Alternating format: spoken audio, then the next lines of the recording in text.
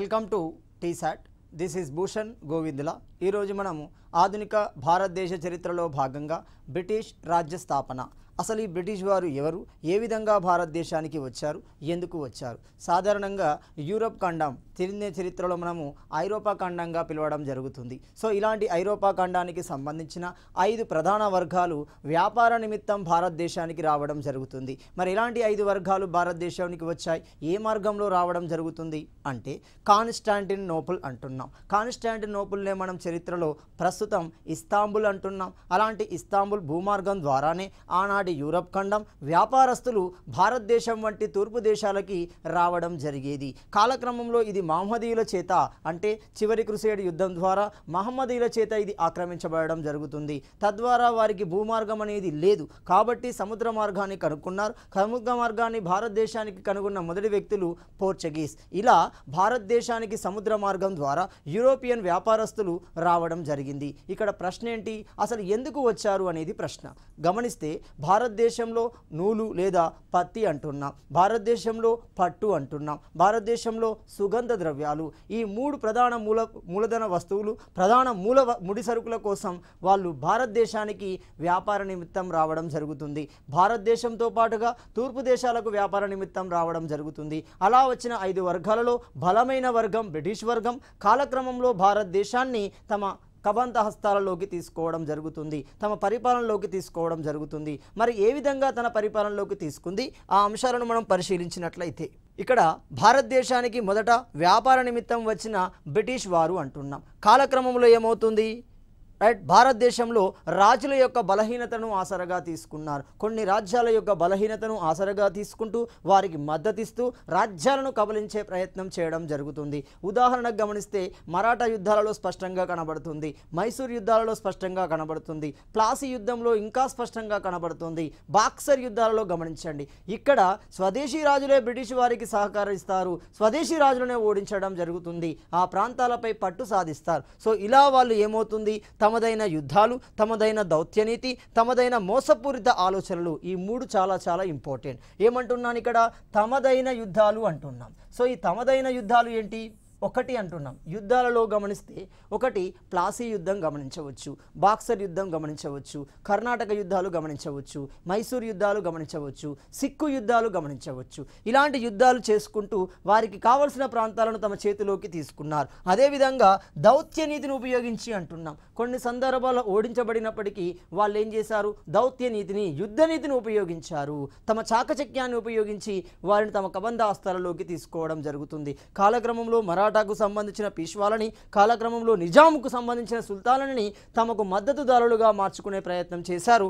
అందులో దౌత్య నీతి స్పష్టంగా కనబడుతుంది. అదేవిధంగా మోసపూరితమైన ఆలోచనలు కూడా ఉంటున్నాయి. మీరు ప్లాసీ యుద్ధంలో స్పష్టంగా గమనించవచ్చు. సుల్తాన్కి రాజుకే సహకరించవలసిన అతి ముఖ్యమైన వ్యక్తులని తమ వైపు ప్రలోభాలు పెట్టి తీసుకోవడం జరుగుతుంది. సో ఇలాంటి ఈ 3 విధానాలు ప్రధానంగా ఉపయోగించి భారతదేశంలో బ్రిటిష్ రాజ్య స్థాపన అనేది జరుగుతుంది. మరి ఏ విధంగా జరిగింది అంటే అందులో మనం మొదటి అంశాన్ని ఏమంటున్నాం, యుద్ధాలు అంటున్నాం. ప్రతి సందర్భంలో దీని నుండి ప్రశ్న అనేది సంధిస్తూనే ఉంటున్నాడు, సంధించే విధానం మారుతుంది. చూడండి ఏమనవచ్చు, ఒకసారి యుద్ధాలు, వాటికి సంబంధించిన సంవత్సరాలు, మ్యాచ్ ద ఫాలోయింగ్స్ ఇవ్వవచ్చు. యుద్ధాలు, వాటికి సంబంధించిన సందులు ఇచ్చి మ్యాచ్ ద ఫాలోయింగ్స్ ఇవ్వవచ్చు. యుద్ధాలు, దానికి సంబంధించిన బ్రిటిష్ గవర్నర్ జనరల్ ఇచ్చి మ్యాచ్ ద ఫాలోయింగ్స్ ఇవ్వవచ్చు. లేదు, యుద్ధాలకు సంబంధించిన 4 స్టేట్మెంట్లు అతడే ఇచ్చి ఇందులో తప్పు జతలు కానీ సరి అయిన జతలు కానీ అడిగే విధానం ఉంటుంది.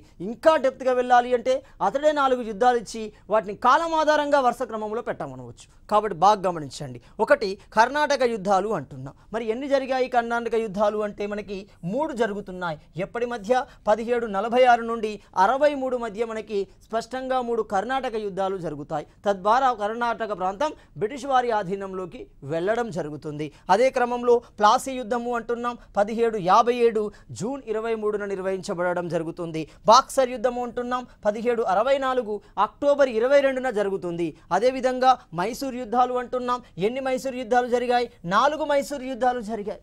మరి ఎప్పటి నుండి జరిగాయి? 1767 నుండి 1799 మధ్య ఈ 4 మైసూరు యుద్ధాలు జరిగాయి. తద్వారా చరిత్రలో గొప్పవారుగా పిలువబడిన ఒక హైదర్ అలీ, ఒక టిప్పు సుల్తాన్లు చంపబడుతున్నారు. మైసూరు ప్రాంతం బ్రిటిష్ వారి ఆధీనంలోకి వెళ్తుంది. అదేవిధంగా మరాఠా యుద్ధాలు అంటున్నాం. ఎన్ని మరాఠా యుద్ధాలు ఉన్నాయి? 3 మరాఠా యుద్ధాలు ఎప్పటి నుండి కొనసాగాయి? 1775 నుండి 1818 వరకు కొనసాగడం జరుగుతుంది. మరాఠా క్రమంగా పీష్వాల ఆధీనంలోకి వెళ్తుంది. అలాంటి పీష్వాల ఆధీనంలో ఉన్న మరాఠా ప్రాంతాన్ని తమ కబంధ హస్తాలలోకి తీసుకుంటున్నారు ఇంగ్లీష్ వారు లేదా బ్రిటిష్ వారు. అలాంటి క్రమంలోనే సిక్కు యుద్ధాలు అంటున్నాం. వాయువ్య ప్రాంతంలో ఒక బలమైన సామ్రాజ్యం ఏర్పాటు చేయబడడం జరుగుతుంది రంజిత్ సింగ్ ఆధ్వర్యంలో. సో అలాంటి రంజిత్ సింగ్ ఆధ్వర్యంలో ఉన్న సిక్కు రాజ్యం అతని మరణానంతరం క్రమంగా బ్రిటిష్ వారి ఆధీనంలోకి వెళ్ళడం జరుగుతుంది. ఇక్కడ ఒక ప్రశ్నను మనం బాగా గమనించాలి. ఏంటంటే ఈ సిక్కును ఆక్రమించే క్రమంలోనే కాశ్మీర్ ప్రస్తావన కూడా కనబడుతుంది. గమనించాలి. మరి ఇలాంటి సిక్కు యుద్ధాలు ఎన్ని జరిగాయి? 2 జరిగాయి. మొదటి సిక్కు యుద్ధాన్ని గమనిస్తే 1845 నుండి 46 వరకు, రెండో సిక్కు యుద్ధాన్ని గమనిస్తే 1848 నుండి 49 మధ్య 2 ప్రధాన సిక్కు యుద్ధాలు అనేవి జరుగుతున్నాయి. మరి ఈ యుద్ధాల యొక్క సారాంశం ఏంటి? ఈ యుద్ధాల సందర్భంలో ఎలాంటి సంధులు నిర్వహించబడ్డాయి గమనిస్తే ఒక్కొక్కటిలో మొదటిది గమనిస్తే మొదటి కర్ణాటక యుద్ధము అంటున్నాం. సో మరి 3 కర్ణాటక యుద్ధాలలో మొట్టమొదటి కర్ణాటక యుద్ధం ఎప్పుడు జరుగుతుంది? 1746 నుండి 48 మధ్య కొనసాగడం జరుగుతుంది. మరి ఎవరెవరి మధ్య కొనసాగింది? ఇక్కడ గమనిస్తే ఫ్రెంచ్ మరియు ఇంగ్లీష్ కూటమిల మధ్య జరుగుతుంది. ఇక్కడ వెరైటీ ఏంటి? అసలు కర్ణాటక యుద్ధాలకు సంబంధం లేని వ్యక్తుల మధ్య యుద్ధాలు జరిగాయి. చూడండి, వారి ప్రాంతాలలో జరిగిన విరోధం, వారి ప్రాంతాలలో జరిగిన వ్యతిరేకత మన భారతీయ ప్రాంతంలో వారి మధ్య వ్యతిరేకతకు కారణమవుతుంది. మరి మొదటి కర్ణాటక యుద్ధానికి కారణం ఏంటి? ఈ యుద్ధంలో ఎవరు పాల్గొన్నారు గమనిస్తే ఈ సమయంలో ఫ్రెంచ్ అధికారి ఎవరున్నారు? డూప్లే ఉంటున్నాడు. అతనికి సహకరించింది లాబోర్డనాయిస్ అతనికి సహకరించడం జరుగుతుంది. మరి యుద్ధానికి కారణం ఏంటి? సో అసలు భారతీయ సమాజానికి సంబంధం లేని సమస్య అది. అసలు భారతీయులకే సంబంధం లేని వ్యక్తులు భారతదేశంలో యుద్ధాన్ని క్రియేట్ చేస్తారు. చూడండి, ఎక్కడ జరిగింది సమస్య? ఐరోపా ఖండంలో జరుగుతుంది. ఏం జరిగింది అంటే ఇంగ్లాండ్ ఫ్రాన్స్ల మధ్య జరిగిన ఆస్ట్రియా వారసత్వ యుద్ధము అంటున్నాం. వారసత్వము అంటే తండ్రి చనిపోయిన తర్వాత కుమారునికి వచ్చేది. అది మనకేం సంబంధం? సో ఆస్ట్రియా యువరాజు నియమించబడే సందర్భంలో అటు ఇంగ్లాండ్కి ఇటు ఫ్రాన్స్ల మధ్య వారసత్వ యుద్ధం అనేది జరుగుతుంది. అక్కడ శత్రుత్వం భారతదేశంలో ఫ్రెంచ్ మరియు ఇంగ్లీష్ మధ్య శత్రుత్వంగా మారింది. సో అది ప్రధాన కారణం అవుతుంది. అంటే ఇప్పుడు సింపుల్, మొదటి కర్ణాటక యుద్ధానికి కారణమైన సంఘటన ఆస్ట్రియా వారసత్వము అంటున్నాము. మరి ఈ యుద్ధం ఏ సంధి ద్వారా ముగిసింది అంటే ఎక్స్లా చాపెల్ అంటున్నాం. కొన్ని పుస్తకాలలో మనకు యాక్స్లా చాపెల్ అంటున్నాం. ఏఎక్స్ఈతో రాస్తాం కాబట్టి ఎక్స్లా లేదా యాక్స్లా చాపెల్ సంధి అంటున్నాం. ఈ సంధి ఎప్పుడు జరిగింది అంటే 48లో జరగాలి. కాబట్టి ఈ ఎక్స్లా చాపెల్ సంధి ప్రకారం మొదటి కర్ణాటక యుద్ధం అనేది సయోధ్య కుదరడం ద్వారా వీళ్ళు ఆక్రమించిన ప్రాంతాలు వారికి, వారు ఆక్రమించిన ప్రాంతాలు వీరికి. అంటే ఒకవేళ బ్రిటిష్ వారు ఫ్రెంచ్ స్థావరాలను ఆక్రమిస్తే ఫ్రెంచ్ వారికి ఇస్తారు, ఫ్రెంచ్ వారు బ్రిటిష్ స్థావరాలను ఆక్రమిస్తే బ్రిటిష్ వారికి ఇవ్వడం జరుగుతుంది. వారి మధ్య ఒక సయోధ్య అనేది కుదరడం జరిగింది. అలాంటి క్రమంలోనే రెండవ కర్ణాటక యుద్ధం. మరి రెండవ కర్ణాటక యుద్ధం ఎప్పుడు జరుగుతుంది? 1748 నుండి మనకి ఎప్పుడు 55 మధ్య కొనసాగడం జరుగుతుంది. మరి యుద్ధానికి ప్రధాన కారణం ఏంటి? ఇక్కడ కూడా మనం గమనిస్తే వారసత్వ యుద్ధాలే అంటున్నాం. సో ఎక్కడ వారసత్వ యుద్ధాలు? ప్రధానంగా 2 ప్రాంతాలలో, ఒకటి హైదరాబాద్ కేంద్రంగా జరిగిన వారసత్వము, 2 కర్ణాటక కేంద్రంగా జరిగిన వారసత్వం. ఈ 2 వారసత్వ యుద్ధాలలో భాగంగా మనకి ఈ రెండవ కర్ణాటక యుద్ధం అనేది జరుగుతుంది. సో నిజాం రాజ్యాన్ని స్థాపకుడు ఎవరు? నిజాముల్ ముల్క్. నిజాముల్ ముల్క్ మరణం తర్వాత అతని కుమారులకి అతని మనవనికి మధ్య జరిగింది. అంటే మామ అల్లుళ్ళ మధ్య జరిగిన సింహాసనం కోసం పోరు. అలాంటి పోరే కర్ణాటక కేంద్రంగా, ఆర్కాట్ కేంద్రంగా జరుగుతుంది. ఈ రెండింటిని ప్రధాన కారణాలుగా చూపుతూ మనకి రెండవ కర్ణాటక యుద్ధం అనేది జరగడం జరుగుతుంది. దీన్ని ఏం చేశారు? వాళ్ళకు అనుగుణంగా మార్చుకున్నారు. వాళ్ళు ఆ ప్రాంతాలలో పట్టు కోసం, ఆ ప్రాంతాలలో పరిశ్రమలను ఏర్పాటు చేయడం కోసం, ఆ ప్రాంతాలలో తమదైన వ్యాపారాన్ని ఏర్పాటు చేయడం కోసం వాటిని తమకు అనుకూలంగా మార్చుకోవడం జరుగుతుంది. దీన్నే మనం దౌత్య నీతి అంటాం. చూడండి, బాగా గమనించాలి. మరి ఈ సమయంలో హైదరాబాద్కు చెందిన ముజఫర్ జంగ్ అంటున్నాం మనవడు. సో నాసిర్ జంగ్, ముజఫర్ జంగ్ అంటున్నాం. ముజఫర్ జంగ్ కర్ణాటకకు చెందిన చందా సాహెబ్, ఫ్రెంచ్ అధికారి డూప్లే ఒక కూటమిగా ఏర్పడడం జరుగుతుంది. అంటే ఇప్పుడు ఎవరెవరు ఉన్నారు? ఒకరు ముజఫర్ జంగ్ ఉంటున్నారు, చందా సాహెబ్ ఉంటున్నాడు, డూప్లే ఉంటున్నాడు. అంటే ఫ్రెంచ్ సమూహం ఒక కూటమిగా ఏర్పడింది. ఎవరికి వ్యతిరేకంగా? ఏమవుతుంది ఇక్కడ? నాసిర్ జంగ్కు వ్యతిరేకంగా జరుగుతుంది, అన్వరుద్దీన్కి వ్యతిరేకంగా జరుగుతుంది. మరి ఇదే సమయంలో ఇంగ్లీష్, నాసిర్ జంగ్, అన్వరుద్దీన్, ఇంగ్లీష్ ఒక కూటమిగా ఉన్నాయి. సో ఈ రెండు కూటమిల మధ్య మనకి ఏమవుతుంది? మనకి ప్రధాన పోరు అనేది జరుగుతుంది. ఆ ప్రధాన పోరులో ఏం జరిగింది? సో మొత్తంగా మనకు నాసిర్ జంగ్ చంపబడతాడు, కాలక్రమంలో ముజఫర్ జంగ్ చంపబడుతున్నాడు. క్రమంగా బ్రిటిష్ వారి యొక్క ఆధిపత్యం ఇందులో మనకు స్పష్టంగా కనబడుతుంది. మరి ఇలాంటి రెండవ కర్ణాటక యుద్ధం ఎప్పుడు ముగిసింది అంటే పాండిచ్చేరి సంధి ద్వారా ముగడం జరుగుతుంది. 1754-55 మధ్య మనకి పాండిచ్చేరి సంధి అనేది జరుగుతుంది. ఈ సంధి ద్వారా ఇరు ప్రాంతాల మధ్య సయోధ్య అనేది ఏర్పడడం జరిగింది. మరి ఈ సమయంలో రాబర్ట్ క్లైవ్ ఆర్కాట్ వీరుడుగా పిలువబడుతున్నాడు. అంటే మొదటిసారిగా ఆర్కాట్ పట్టణంపై దాడి చేసి అది ఆ ప్రాంతాన్ని తన చేతిలోకి తీసుకోవడం జరుగుతుంది. అందుకే రాబర్ట్ క్లైవ్ ఏమంటున్నాడు? ఆర్కాట్ వీరుడుగా పిలువబడినాడు రెండవ కర్ణాటక యుద్ధ సమయంలో. మరి ఈ యుద్ధం తర్వాత కర్ణాటకలో ఆంగ్లేయులు, హైదరాబాద్లో ఫ్రెంచ్ వారి ఆధిపత్యం అనేది కొనసాగింది. ఇక్కడ గమనిస్తే హైదరాబాద్లో నాసిర్ జంగ్, ముజఫర్ జంగ్ల మధ్య జరిగింది అంటున్నాం. నాసిర్ జంగ్ చంపబడ్డాడు, ఆటోమేటిక్గా రాజ్యం వారి చేతిలోకి వస్తుంది. సో మనకు క్లియర్గా గమనిస్తే అలాగే కర్ణాటకలో ఏమవుతుంది? ఆర్కాడ్ వీరుగా అంటే ఇంగ్లీష్ ఆధిపత్యం అనేది కొనసాగడం జరుగుతుంది. అదేవిధంగా మూడో కర్ణాటక యుద్ధము అంటున్నాం. మరి ఎప్పుడు జరిగింది మూడో కర్ణాటక యుద్ధం? 1756 నుండి 63 మధ్య జరుగుతుంది. సో మరి ఈ యుద్ధానికి ప్రధాన కారణం ఏమవుతుంది అంటే సప్తవర్ష సంగ్రామము అంటున్నాము. ఎక్కడ జరిగింది సప్తవర్షం అంటే ఐరోపా ఖండంలో జరుగుతుంది సప్తవర్ష సంగ్రామము. సప్తమి, అష్టమి అంటాం. సప్తమి అంటే 7 సంవత్సరాలుగా కొనసాగిన యుద్ధ వాతావరణ పరిస్థితులు. తద్వారా ఇక్కడ ప్రశ్న ఏంటిది? అసలు సప్తవర్ష సంగ్రామం దేనికోసం జరిగింది అనేది ఇంపార్టెంట్. అమెరికాపై ఆధిపత్యం కోసం జరిగింది. ఎవరెవరి మధ్య? ఇటు ఇంగ్లీషు మరి ఇటు ఫ్రాన్స్ల మధ్య కొనసాగడం జరుగుతుంది. దాన్నే మనం చరిత్రలో సప్తవర్ష సంగ్రామము అంటున్నాం. మరి ఇలాంటి మూడో కర్ణాటక యుద్ధం ఏ సంధి ద్వారా ముగిసిపోయింది అంటే ప్యారిస్ సంధి ద్వారా ముగిసిపోవడం జరుగుతుంది. ఎప్పుడు జరిగినట్టు? 1763లో జరిగింది. సో ఈ యుద్ధ సమయంలో మనం గమనిస్తే ఈ యుద్ధం కొనసాగుతున్న సందర్భంలోనే దేశంలో వివిధ రకాల యుద్ధాలు కూడా కొనసాగాయి. మరి ఎలాంటి యుద్ధాలు కొనసాగాయి గమనిస్తే ఒక చందుర్తి యుద్ధం 1758లో కొనసాగింది. ఒక వాందివాస్ యుద్ధం, దీన్ని వండివాష్ లేదా వాందివాష్ అంటాం. Washout from the India. ఎవరు వాషౌట్ అయ్యారు? ఫ్రెంచ్ వారు వాషౌట్ కావాల్సిన పరిస్థితి ఏర్పడింది. అందుకే వాందివాస్ యుద్ధం చరిత్రలో చాలా ఇంపార్టెంట్. 1760లో జరుగుతుంది. ఈ యుద్ధం ద్వారా భారతదేశం నుండి ఫ్రెంచ్ వారు తుడిచిపెట్టుకొని పోయారు. పూర్తిగా వెళ్ళే పరిస్థితి అనేది ఏర్పడడం జరుగుతుంది. అదేవిధంగా గమనిస్తే ఈ యుద్ధ సమయంలో ఫ్రెంచ్ అధికారి ఎవరున్నారు? కౌంట్ డి లాలీ ఉంటున్నాడు. సో అదేవిధంగా ఇంగ్లీష్ అధికారులు ఎవరుంటున్నారు? రాబర్ట్ క్లైవ్ ఉంటున్నాడు, క్యూట్ ఉంటున్నాడు, సర్ ఐర్ క్యూట్ ఉంటున్నాడు. ఈ ఇద్దరి సమూహం ఫ్రెంచ్ వారిని పూర్తిగా ఓడించడం జరుగుతుంది. దీంతో వాందివాస్ యుద్ధం లేదా మూడో కర్ణాటక యుద్ధ సందర్భంలో జరిగిన వాందివాస్ ద్వారా భారతదేశం నుండి ఫ్రెంచ్ వారు పూర్తిగా వెళ్ళిపోవాల్సిన పరిస్థితి ఏర్పడుతుంది. ఈ యుద్ధం ద్వారా ఆంగ్లేయుల ఆధిపత్యం అటు కర్ణాటక ఇటు హైదరాబాదులో పునఃస్థాపించబడుతుంది. పూర్తి స్థాయిలో ఆ ప్రాంతాలు వారి ఆధీనంలోకి వచ్చాయి. వాళ్ళు అక్కడి నుండి ఎక్కడికి వెళ్తారు? ఇప్పుడుగా పాండిచ్చేరి ప్రాంతాలకు వెళ్తారు. యానాం ప్రాంతాలలో ఉండడం జరుగుతుంది. 1954లో గమనిస్తే మనకు ఆ విషయం అర్థమవుతుంది. ఎందుకంటే 1954లో భారతదేశం నుండి ఎవరు వెళ్తున్నారు? ఫ్రెంచ్ వారు వెళ్ళడం జరుగుతుంది. ఆ సందర్భంలో భారతదేశానికి ఇచ్చిన ప్రాంతాలే వాళ్ళు వాందివాస్ తర్వాత స్థిరపడిన ప్రాంతాలుగా భావించవచ్చు. అంటే ఇక్కడ క్లియర్ కట్గా ఏమర్థమవుతుంది? ఎప్పుడైతే వాందివాస్ జరుగుతుందో భారతీయ భౌగోళిక ప్రాంతాల నుండి వెళ్ళి వాళ్ళు కొన్ని నిర్దిష్ట ప్రాంతాలకు వెళ్తున్నారు. ఆ పుదుచ్చేరి లేదా పాండిచ్చేరి పరిసరాలకు వెళ్ళిపోతున్నారు. గమనించాలి. ప్లాసీ యుద్ధము అంటున్నాం. ప్లాసీ అనేది ఒక ప్రదేశం.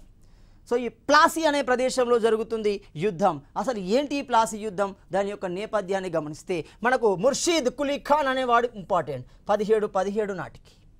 సో ముర్షీద్ కులీ ఖాన్ తన స్వతంత్రతను ప్రకటించుకుంటూ బెంగాల్ పరిపాలకుడుగా కొనసాగడం జరుగుతుంది. బెంగాల్ ప్రాంతానికి తనే సర్వస్వతంత్రుడు అనే ప్రకటన జరుగుతుంది. తద్వారా ముర్షీద్ కులీ ఖాన్ ఆధ్వర్యంలో రాజ్య పరిపాలన కొనసాగుతుంది. 1756 నాటికి వారసత్వంలో భాగంగా Siraj ud Daula very very important. So ఇతనికి వ్యతిరేకంగానే మనకి ప్లాసీ యుద్ధం అనేది జరుగుతుంది. అంటే యుద్ధంలో పాల్గొన్న వ్యక్తి ఎవరు అంటే బెంగాల్ నవాబ్ సిరాజ్ ఉద్ దౌలా అవుతున్నాడు. సో మొత్తంగా వారసత్వంగా 1756 నాటికి అతడు ఏమవుతున్నాడు? బెంగాల్ ప్రాంతానికి సుల్తాన్గా ప్రకటించబడడం జరుగుతుంది. 1756 జూన్ 20న పోర్ట్ విలియం కోటను సిరాజ్ ఉద్ దౌలా ఆక్రమించాడు. అంటే క్రమంగా బెంగాల్ ప్రాంతంలో బ్రిటిష్ వారి యొక్క ఆగడాలు పెరిగిపోతున్నాయి. బలవంతుడైన సిరాజుద్దౌలా ఇంగ్లీష్ వారి యొక్క ఆగడాలని, ఇంగ్లీష్ వారి యొక్క కోటల నిర్మాణాన్ని ఆపడానికి నిర్ణయం తీసుకున్నాడు. అలాంటి క్రమంలోనే అతడు పోర్ట్ విలియం కోట మీద దాడి చేయడం జరుగుతుంది. ఎప్పుడు 1756 జూన్ 20 అంటున్నాం. మరి దాడి చేసే సందర్భంలో ఏమవుతుంది, అతడు దాడి చేసే నాటికి ఆ ప్రాంతంలో ఎంతమంది 146కు పైగా బ్రిటిష్ సైనికులు ఉండడం జరుగుతుంది.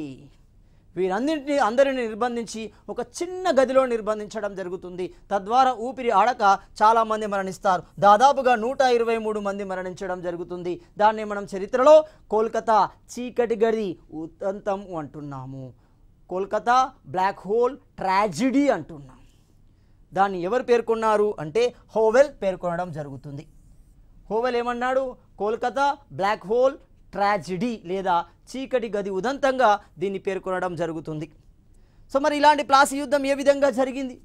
క్రమంగా ఈ విషయం మీద ప్రతీకారం తీర్చుకోవడానికి బ్రిటిష్ వారు ప్రయత్నం కోసం, సమయం కోసం చూస్తున్నారు. సమయం రానే వచ్చింది. మరి సిరాజుద్దౌలాను ఏ విధంగా ఓడించాలి? నేరుగా ఢీకొట్టలేం. ఎందుకంటే అతనికి దగ్గర సుశిక్తులైన బలమైన సైన్యం ఉంది. ఆర్థికంగా బలంగా ఉన్నాడు, రాజకీయంగా బలంగా ఉన్నాడు, సైనికంగా కూడా బలంగా ఉన్నాడు. మరి ఇతన్ని కొట్టాలి అంటే ఎట్లా? ఇతన్ని ఓడించాలి అంటే ఎట్లా? ఇతని బలాన్ని తీసేయాలి. మరి ఆ బలం ఎక్కడుంది? సైనిక రూపంలో ఉంది, ఆర్థిక రూపంలో ఉంది. కాబట్టి వారిని ప్రలోభాలు పెట్టి రాబర్ట్ క్లైవ్ తన వైపు తిప్పుకోవడం జరుగుతుంది. మొత్తంగా ప్లాసీ యుద్ధంలో అతన్ని ఓడించి వధించడం జరుగుతుంది. సో అలాంటి యుద్ధాన్ని కనుక గమనిస్తే 1757 జూన్ 23న ఎక్కడ? భాగీరథి నది ఒడ్డున. సో ఈ యుద్ధ సమయంలో బెంగాల్ పాలకుడుగా సిరాజుద్దౌలా ఉన్నాడు. ఇంగ్లీష్ అధికారిగా రాబర్ట్ క్లైవ్ ఉండడం జరుగుతుంది. సో మరి రాబర్ట్ క్లైవ్ ఏం చేశాడు? తన మోసపూరితమైన, ప్రలోభపూరితమైన విధానాల ద్వారా సిరాజుద్దౌలా బలగాన్ని తన వైపు తిప్పుకున్నాడు. మరి అలాంటి బలగంలో ఉన్న వ్యక్తులు మీర్ కాసిం, మీర్ జాఫర్, జగత్ సేఠ్ వంటి వ్యక్తులని తన వైపు తిప్పుకోవడం జరుగుతుంది. తద్వారా యుద్ధంలో సిరాజుద్దౌలా ఓడించబడుతున్నాడు. సో అలాంటి క్రమంలోనే రెండో యుద్ధం బాక్సర్ యుద్ధము అంటున్నాం. సో ఈ బాక్సర్ యుద్ధాన్ని గమనిస్తే భారతదేశంలో ద్వంద్వ పాలనకు దారితీసిన యుద్ధంగా బాక్సర్ యుద్ధం అవుతుంది. భారతదేశంలో బ్రిటిష్ రాజ్య స్థాపనకు పునాదిగా ప్లాసీ యుద్ధాన్ని పేర్కొనడం జరుగుతుంది. సో 1764 అక్టోబర్ 22న బెంగాల్ మరియు ఇంగ్లీష్ వారి మధ్య జరిగింది బాక్సర్ యుద్ధము అవుతుంది. ఏమవుతుంది? ప్లాసీ యుద్ధం ద్వారా రాబర్ట్ క్లైవ్ ప్రలోభాలకు గురి చేస్తున్నాడు. మీర్ కాసిం, మీర్ జాఫర్లని తన వైపు తిప్పుకోవడం జరుగుతుంది. యుద్ధంలో విజయాన్ని సాధిస్తాడు. తద్వారా ఇచ్చిన మాట ప్రకారం వ్యక్తిని బెంగాల్ పాలకుడుగా చేస్తున్నాడు. ఎవరిని? బాగా గమనించండి, మీర్ కాసిం.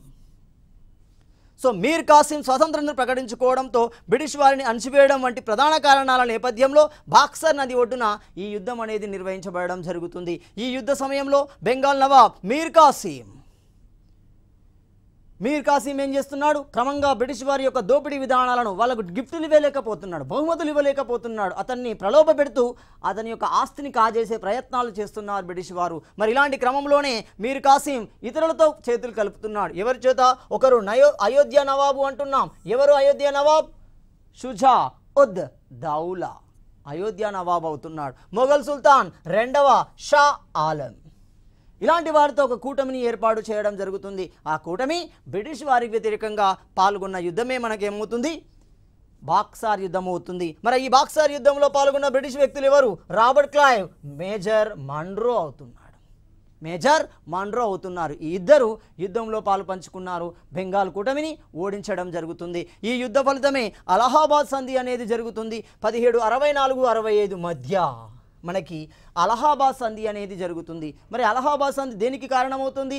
ద్వంద్వ పాలన విధానానికి కారణమవుతుంది. వారన్ హేస్టింగ్స్ ఈ విధానాన్ని రద్దు చేస్తాడు. చూడండి మరి ఏంటి ఈ విధానం గమనిస్తే, ద్వంద్వ పాలన అంటే పరిపాలన రెండు భాగాలుగా విభజించబడడం జరుగుతుంది. పూర్తిగా పరిపాలన అధికారాలను నిజామత్ అంటున్నాం, పూర్తిగా పన్ను వసూలు చేసే అధికారాలను దివానీ అంటున్నాం. ఇలా పరిపాలన విభాగం అనేది రెండు భాగాలుగా విభజించబడమే మనకు ద్వంద్వ పాలన అంటున్నాం.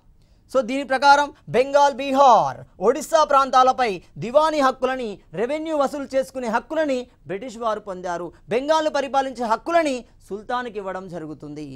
ఇలా భారతదేశంలో బ్రిటిష్ రాజ్య స్థాపన పూర్తి గావించబడింది. మీన్స్ సుస్థిరం చేయబడింది. బాక్సర్ ప్రారంభమవుతుంది. ప్లాసీ పూర్తిగా పునఃస్థాపించబడింది, అంటే పూర్తి స్థాయిలో స్థాపించబడింది బాక్సర్ ద్వారా. సో తద్వారా ఆ ప్రాంతాలు బ్రిటిష్ వారి చేతిలోకి వచ్చాయి. ఇప్పుడు మైసూర్ ప్రాంతాన్ని తమ చేతిలోకి తీసుకోవడానికి ప్రయత్నించారు ఆంగ్లో మైసూర్ యుద్ధాల రూపంలో. మొత్తం 4 యుద్ధాలలో మొదటి ఆంగ్లో మైసూర్ యుద్ధాన్ని, మైసూర్ యుద్ధాన్ని కనుక గమనిస్తే 1767 నుండి 69 మధ్య మొదటి మైసూర్ యుద్ధం అనేది జరుగుతుంది. ఎవరి సందర్భంలో? స్వతంత్ర మైసూర్ సామ్రాజ్యాన్ని వడయార్ ఏర్పాటు చేస్తున్నాడు. అతని నుండి కాలక్రమంలో హైదర్ అలీ తన రాజ్యానికి స్థాపకుడుగా ఉంటున్నాడు. తన స్వతంత్ర రాజ్యానికి స్థాపకుడుగా హైదర్ అలీ మారుతున్నాడు. ఎప్పుడు? 1761లో హైదర్ అలీ 3వ కృష్ణ వడయారును తొలగించి స్వతంత్ర పాలకుడుగా మారడం జరుగుతుంది. సో మరి ఈ యుద్ధ సమయంలో గమనిస్తే మైసూర్ పాలకుడుగా హైదర్ అలీ ఉన్నాడు, ఇంగ్లీష్ అధికారిగా జోసెఫ్ స్మిత్ ఉంటున్నాడు. మొత్తంగా చరిత్రలో మొదటిసారి ఇంగ్లీష్ సైన్యం భారతీయ సైన్యంతో ఓడించబడింది. హైదర్ అలీ సైన్యంచే ఓడించబడడం జరుగుతుంది. తద్వారా ఏర్పడిన సంధి మద్రాస్ సంధి అంటాం. అంటే మొదటి ఆంగ్లో మైసూర్ యుద్ధానికి సంధి ఏమిటిది? మద్రాస్ సంధి. ఎప్పుడు జరిగింది? 1769లో జరిగింది. ఈ యుద్ధం ప్రకారం బ్రిటిష్ వారిపై షరతులు కూడా విధించబడడం జరుగుతుంది. కానీ బ్రిటిష్ వారు ఉద్దేశపూర్వకంగానే ఈ మద్రాస్ సంధి షరతులని ఉల్లంఘించారు. ఆ ఉల్లంఘనే రెండవ ఆంగ్లో మైసూర్ యుద్ధానికి కారణమవుతుంది. మరి ఎప్పుడు జరిగింది? 1780 నుండి 84 మధ్య జరిగింది. మరి ఈ యుద్ధ సందర్భంలో పాలకుడు ఎవరు ఉన్నారు? మైసూర్కి హైదర్ అలీ ఉన్నాడు, అతని కుమారుడు కూడా టిప్పు సుల్తాన్ పాల్గొనడం జరుగుతుంది. టిప్పు సుల్తాన్ ఎవరు? హైదర్ అలీ కుమారుడు అవుతున్నాడు. సో ఇలాంటి సందర్భంలోనే ఇంగ్లీష్ అధికారి ఎవరు? వారెన్ హేస్టింగ్ అంటున్నాం. అక్కడ జోసెఫ్ స్మిత్ ఉన్నాడు, ఇక్కడ వారెన్ హేస్టింగ్ ఉన్నాడు రెండవ ఆంగ్లో మైసూర్ యుద్ధంలో. మరి ఈ యుద్ధం యొక్క ఫలితం ఏమవుతుంది? మంగళూరు సంధి అవుతుంది. సో మంగళూరు సంధి ఎప్పుడు జరిగినట్టు? 1784లో జరుగుతుంది. ఈ సమయంలో హైదర్ అలీ 1782లో విష ప్రయోగం ద్వారా మరణించడం జరిగింది. అది ఒక్కొక్క పుస్తకాలంలో ఒక్కొక్క రకంగా ఉంది. విషంతో పూసిన ముళ్ళుని శరీరంలోకి ఎక్కించడం, ఉద్దేశపూర్వకంగానే అతన్ని చంపడం. సో మొత్తంగా కుట్రపూరితంగా హైదర్ అలీ వ్యక్తి ఈ యుద్ధ సందర్భంలోనే, ఏ యుద్ధం? రెండో ఆంగ్లో మైసూర్ యుద్ధ సందర్భంలోనే ఓడించబడ్డాడు. తండ్రి మరణానికి బాధపడుతున్న టిప్పు సుల్తాన్ యుద్ధ ఓటమికి అంగీకారం చేయడం జరుగుతుంది. అలాంటి క్రమంలోనే మూడో ఆంగ్లో మైసూర్ యుద్ధం. ఇక్కడ విషయాన్ని గమనించాలి. రెండో మైసూర్ యుద్ధంలో టిప్పు సుల్తాన్ ఓడించబడినప్పటికీ భయపడలేదు. ఇంగ్లీష్కు వ్యతిరేక కూటముల నుండి సహాయాన్ని పొందే ప్రయత్నం చేశాడు. తన సైన్యాన్ని తిరిగి పునర్నిర్మించుకునే ప్రయత్నం చేశాడు. ఇంగ్లీష్ వారిపై దాడి చేయడానికి సిద్ధపడుతున్నాడు. ఇలాంటి క్రమంలోనే మనకి మూడవ ఆంగ్ల మైసూర్ యుద్ధం అనేది జరుగుతుంది. ఎప్పుడు జరుగుతుంది? 1790 నుండి 92 మధ్య జరుగుతుంది. మైసూర్ పాలకుడు టిప్పు సుల్తాన్, ఇతడే చరిత్రలో మనకి మైసూర్ పులిగా పిలువబడుతున్నాడు. ది టైగర్ ఆఫ్ మైసూర్ అంటున్నాం. ఎవరిని? టిప్పు సుల్తాన్. ఇంగ్లీష్ అధికారి ఎవరున్నారు? కారన్ వాలిస్ ఉన్నాడు. చూడండి, ముగ్గురు వచ్చారు: Joseph Smith, Warren Hasting, Cornwallis. So మొత్తంగా గమనిస్తే ఇతనికి నిజాం, మరాఠా పిష్వాలు సహకరించడం జరుగుతుంది. ఇప్పుడు చూడండి, భారతీయ రాజుల సహకారం అంటున్నాం. మూడో ఆంగ్లో మైసూర్ యుద్ధ సందర్భంలో బ్రిటిష్ వారికి సహకరించిన వారు నిజాం సుల్తాన్ మరియు మరాఠా పిష్వాలు సహకరించడం జరుగుతుంది. తద్వారా ఒక కూటమి ఏర్పడి టిప్పు సుల్తాన్ మీద దాడికి చేసే ప్రయత్నం చేశారు. సో ఈ యుద్ధం ఏ సంధి ద్వారా కొనుగుతుంది? శ్రీరంగపట్టణం సంధి అంటున్నాం. మొదటిది మద్రాస్ సంధి, 2 మంగళూరు సంధి, 3 శ్రీరంగపట్టణం సంధి అవుతుంది. మరి శ్రీరంగపట్టణం సంధి ఎప్పుడు జరిగింది? 1792లో జరుగుతుంది. దీని ప్రకారం ఏం జరిగింది? టిప్పు సుల్తాన్ని మరింత ఇబ్బంది పెట్టే పరిస్థితి ఏర్పడింది. యుద్ధంలో ఓడించబడినందుకు టిప్పు సుల్తాన్ మీద యుద్ధ ఖర్చు అనేది వసూలు చేయబడింది. ఎంత వసూలు చేయబడింది? దాదాపుగా 3 కోట్ల రూపాయలని 3 కోట్ల రూపాయలని ఇంగ్లీష్ వారు వసూలు చేశారు. అతన్ని ఆర్థికంగా దెబ్బతీసే ప్రయత్నం చేశారు. సో ఇలాంటి క్రమంలోనే మనకి 4వ ఆంగ్లో మైసూర్ యుద్ధం అవుతుంది. ఎంత దెబ్బతీసినా అతడు పునర్నిర్మించుకోవడానికి ప్రయత్నం చేశాడు. ఈ ప్రయత్నంలో భాగంగా బ్రిటిష్ వారికి వ్యతిరేకులైన ఆనాటి యూరోపియన్ల చేత నెపోలియన్ సమూహానికి సంబంధించిన వారి చేత అతడు సహాయాన్ని కోరుతున్నాడు. వాయువ్య భారతంలో ఆఫ్ఘన్ వంటి దేశాల నుండి, ఆఫ్ఘన్ వంటి ప్రాంతాల నుండి కూడా సైన్యాన్ని సమకూర్చుకునే ప్రయత్నం చేయడం జరుగుతుంది. మొత్తంగా మళ్ళీ పునర్నిర్మించబడ్డాడు టిప్పు సుల్తాన్. సో ఇలాంటి క్రమంలో మనకి 4వ ఆంగ్లో మైసూర్ యుద్ధం అనేది జరుగుతుంది 1799లో. ఈ యుద్ధం ద్వారా టిప్పు సుల్తాన్ మరణించబడుతున్నాడు. మైసూర్ ప్రాంతం పూర్తిగా బ్రిటిష్ ఆధీనంలోకి వస్తుంది. మరి ఈ యుద్ధంలో టిప్పు సుల్తాన్ మరణించడంతో మైసూర్ రాజ్యం ఇంగ్లీష్ వారి ఆధీనంలోకి వస్తుంది. మరి ఈ యుద్ధ సమయంలో టిప్పు సుల్తాన్ చేసింది ఏంటి? సో ఏ విధంగా రాజ్యాన్ని నిర్మించుకున్నాడు, ఏ విధంగా ఇతరుల యొక్క బ్రిటిష్ వ్యతిరేకుల యొక్క మద్దతును కూడగట్టే ప్రయత్నం చేశాడు. అలాంటి ప్రయత్నంలో స్వేచ్ఛా వృక్షాన్ని ట్రీ ఆఫ్ లిబర్టీ అంటాం. ట్రీ ఆఫ్ లిబర్టీ శ్రీరంగపట్టణం కేంద్రంగా ఏర్పాటు చేశాడు. దీని యొక్క ఉద్దేశం ఏంటి, అసలు ఎందుకు ఏర్పాటు చేశాడు అంటే 1789 నాటి ఫ్రెంచ్ విప్లవానికి మద్దతుగా ఇది ఏర్పాటు చేయబడడం జరుగుతుంది. దాన్ని మనము ట్రీ ఆఫ్ లిబర్టీ అంటున్నాం. ఫ్రెంచ్ వారి జాకోబిన్ క్లబ్లో కూడా చేరాడు. జాకోబిన్ క్లబ్ చాలా ఇంపార్టెంట్. అలాంటి జాకోబిన్ క్లబ్లో మద్దతుదారుడుగా చేరాడు. వారి యొక్క సహాయాన్ని పొందడం జరుగుతుంది. ఫ్రెంచ్ వారు బ్రిటిష్ వారికి వ్యతిరేకులే. 1760లో ఓడించబడ్డారు కాబట్టి ఫ్రెంచ్ వారు అవకాశం కోసం చూస్తున్నారు. అలాంటి అవకాశాన్ని టిప్పు సుల్తాన్ తన వైపు తిప్పుకునే ప్రయత్నం చేసి వారి నుండి సైన్య సహకారాన్ని పొందడం జరుగుతుంది. చివరకు కృష్ణరాజ వడయార్ III రాజుగా ప్రకటించబడ్డాడు. సైన్య సహకార పద్ధతిని ఒప్పుకున్నాడు. మరి సైన్య సహకార పద్ధతి అంటే ఏంటిది?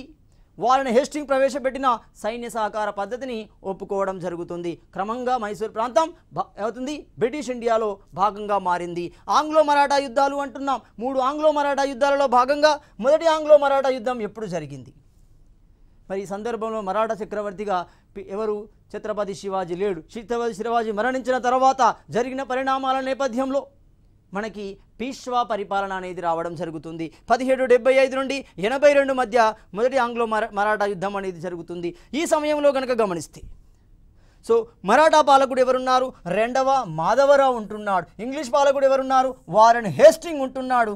జరిగిన సంధి సాల్బే సంధి అవుతుంది. ఈ సాల్బే సంధి ద్వారా మొదటి ఆంగ్లో మరాఠా యుద్ధానికి తెరపడడం జరుగుతుంది. ఇలాంటి క్రమంలోనే రెండవ ఆంగ్లో మరాఠా యుద్ధం 1802 నుండి 1805 మధ్య కొనసాగడం జరుగుతుంది.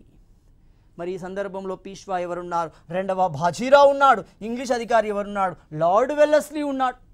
సో ఈ వెల్లెస్లీ ఇక్కడ ఇంగ్లీష్ ప్రాంతానికి సైన్యాధిపతిగా కనబడుతున్నాడు. అదే వైస్రాయిగా ఉన్నాడు, అదే సైన్యాధిపతిగా ఉండడం జరుగుతుంది. ఈ లార్డ్ వెల్లెస్లీ మొత్తంగా బేసిన్ సంధి ద్వారా రెండవ ఆంగ్లో మరాఠా యుద్ధం ముగియడం జరుగుతుంది. మూడో ఆంగ్లో మరాఠా యుద్ధం 1817 నుండి 18 మధ్య కొనసాగింది. ఈ యుద్ధం ద్వారా మరాఠా బ్రిటిష్ యూనియన్లో భాగంగా మారిపోతుంది. మరాఠా పాలకుడు రెండవ బాజీరావు, ఇంగ్లీష్ అధికారి లార్డ్ హేస్టింగ్ ఉన్నాడు. దీంతో మరాఠా ప్రాంతం ఇంగ్లీష్ వారి ఆధీనంలోకి వెళ్ళడం జరుగుతుంది. క్రమంగా వాయువ్య భారతం మొదటి నుండి బ్రిటిష్ వారికి వ్యతిరేకులుగా బలమైన వ్యక్తులుగా ఉన్న వ్యక్తులు సిక్కులు అవుతున్నారు. మొత్తం 10 మంది సిక్కుల ఆధ్వర్యంలో ఒక బలమైన శక్తిగా మారారు. ముఖ్యంగా గోవింద్ సింగ్ ఆధ్వర్యంలో, గురు గోవింద్ సింగ్ ఆధ్వర్యంలో సిక్కులు ఒక బలమైన సైనిక కూటమిగా మారడం జరుగుతుంది. మరాఠా సైనిక కూటమిని క్రమంగా రాజ్యంలోకి మార్చాడు రంజిత్ సింగ్. సో సిక్కు పాలకుడు మహారాజా దులీప్ సింగ్ ఆధ్వర్యంలో ఈ యుద్ధం అనేది జరుగుతుంది. అతని యొక్క కుమారుడే, రాణి జిందాల్ యొక్క కుమారుడే మనకు దులీప్ సింగ్ అంటున్నాడు. ఈ సందర్భంలో అధికారి ఎవరు? హార్డింగ్ 1 అంటున్నాం. లాహోర్ సంధి అనేది జరుగుతుంది. సో లాహోర్ సంధి ఎప్పుడు జరిగింది? 1846 మార్చి 9న జరుగుతుంది. దీని ప్రకారం ఎలాంటి హక్కులని బ్రిటిష్ వారు పొందారు గమనిస్తే, ఎలాంటి ప్రాంతాలను బ్రిటిష్ వారు పొందాడు గమనిస్తే, అత్యంత సారవంతమైన ప్రదేశాలు జలంధర్ ధోబ్, బియాస్, సింధీ నదిల మధ్య ఉన్న ప్రాంతాలు బ్రిటిష్ వారికి అందించబడ్డాయి. మరి ఆ ప్రాంతాల నుండి ఎక్కువ మొత్తంలో శిస్తు వస్తుంది.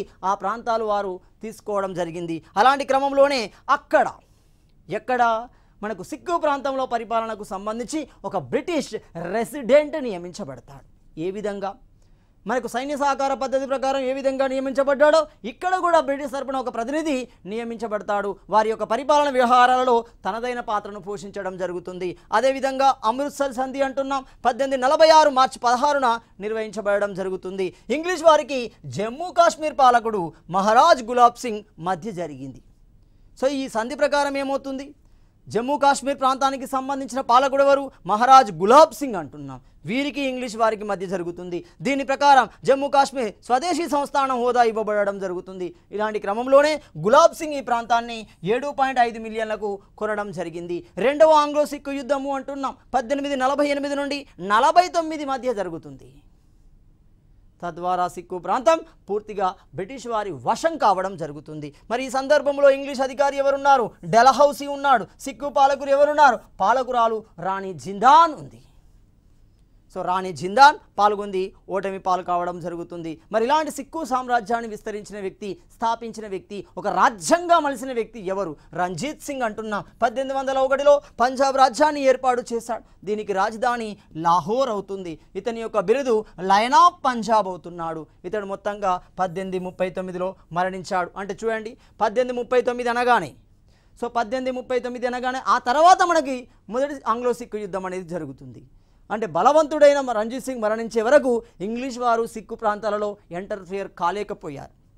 అతని మరణానంతరం సిక్కు ప్రాంతాలను ఆక్రమించడం కోసం 2 యుద్ధాలు చేస్తారు. రెండవ యుద్ధంలో సిక్కు రాజ్యం బ్రిటిష్ యూనియన్లో భాగంగా మారడం జరుగుతుంది. ఇలా వివిధ రకాల యుద్ధాల సందర్భంలో ఉపయోగించిన దౌత్యనీతి, యుద్ధాల సందర్భంలో ఉపయోగించిన మోసపూరిత విధానాల వల్ల బ్రిటిష్ భారత భూభాగంలో ఒక బలమైన రాజ్యాన్ని ఏర్పాటు చేయగలిగింది. తదుపరి అంశాన్ని మనము తదుపరి వీడియోలో చర్చించుకుందాం.